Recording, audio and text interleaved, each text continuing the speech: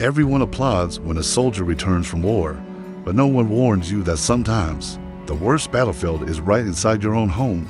You can survive bombs, bullets, and the constant fear of dying, but how do you survive a folded piece of paper that destroys everything inside? This is one of those real-life stories no one dares to tell. A man who fought for his country and lost his family without firing a single shot, while the world celebrated his return. Her silence screamed louder than any explosion he had ever heard. Infidelity in marriage? Maybe. But what about when betrayal comes with a smile, with calm words, with the coldness of someone who forgot you long before you came back?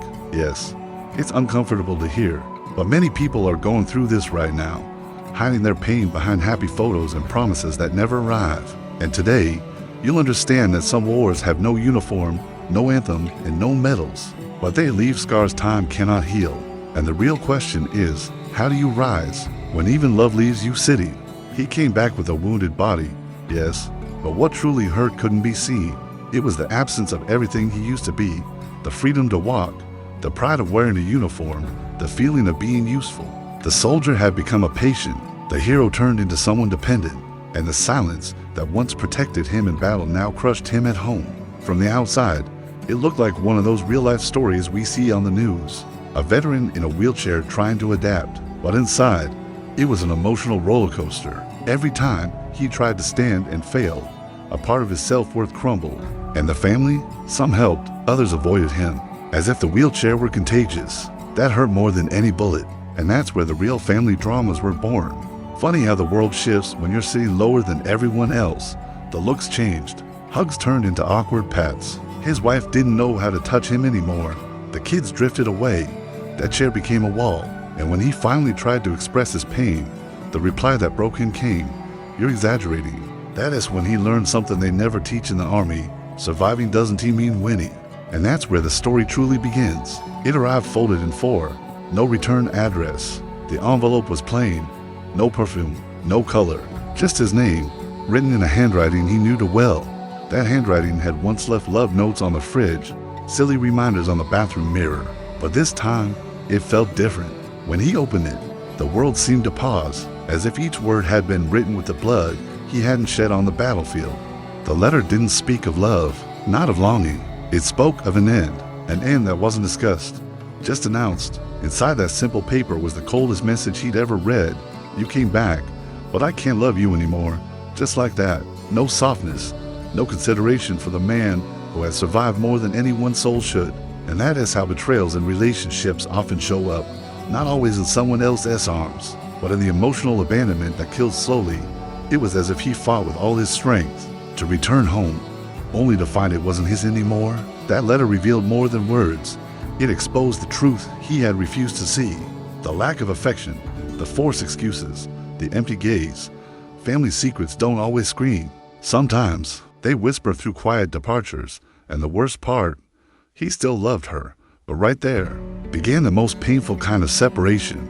The pain wasn't just in what she wrote.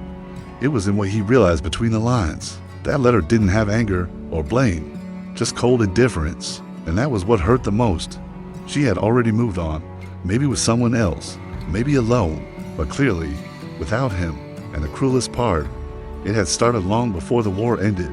While he was fighting for his country, she was quietly fighting to be free from the marriage, the silence, the waiting.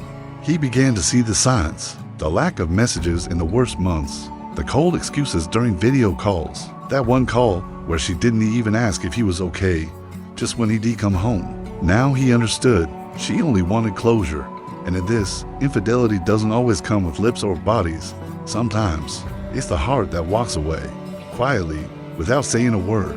Toxic relationships and emotional betrayal rarely announce themselves. They just fade until nothing remains. Eventually, he stopped blaming. He started searching for answers. And maybe that is the first step for anyone trying to overcome heartbreak. Understanding that not all pain needs a villain. Sometimes people just get lost, and whoever survives has to learn to let go, even when they're not ready. The war outside was brutal, but the war at home, that one left no survivors. And now, he would have to figure out how to live without her, and without the part of him she took away. How many silent wars have you been fighting inside?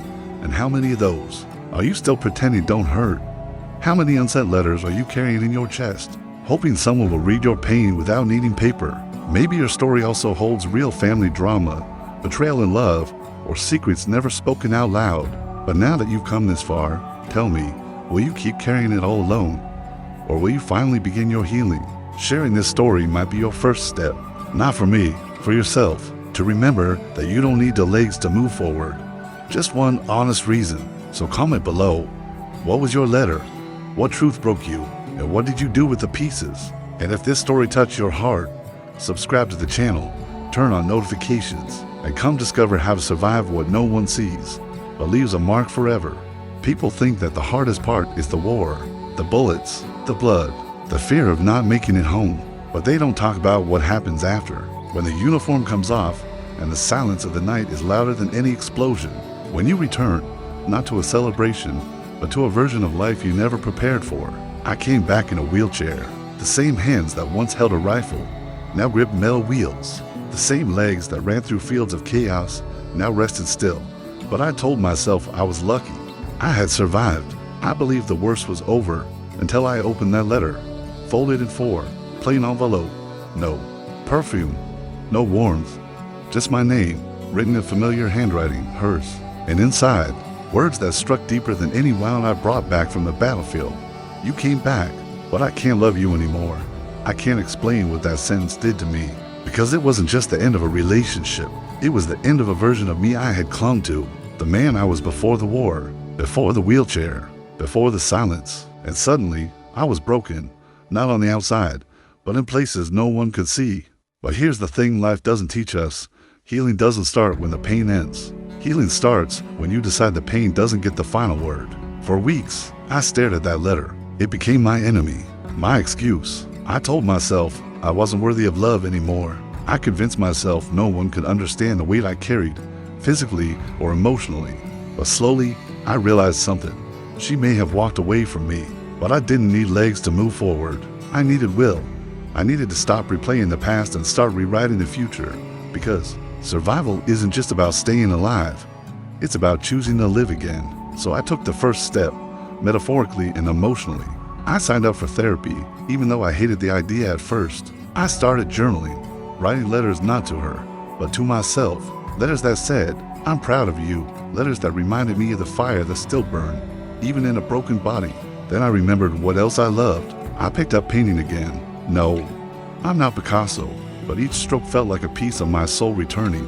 Every color was a reminder, there's still beauty in brokenness. And one day, I met someone new, not because I was looking, but because I stopped hiding.